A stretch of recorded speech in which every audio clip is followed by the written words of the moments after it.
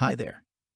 Branches help you to compose the right logic for your form, and the branch behavior is one of the things you can set to achieve the desired logic flows. For this explanation, we prepared several branches.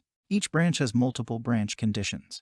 Now you can let your Tripetto form approach those conditions in three different ways, and the approach you choose determines when the conditions are met and the branch is shown to your respondents. You can change the branch behavior through the bubble at the top of the branch. By clicking that bubble, the branch behavior menu is shown, and we'll now have a look at each of the available behaviors. The first branch behavior is to check if any one of the conditions is met. If that's the case, the branch will be shown to your respondents just once for a single met condition. So in this case, this branch gets entered if the first option is selected, or if the second option is. And even if both options are selected, the branch will only be taken once in total. The second branch behavior is to check if every single one of the conditions is met.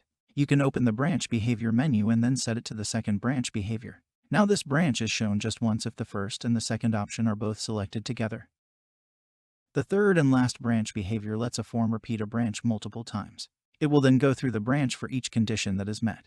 You can achieve this by selecting this branch behavior from the menu again.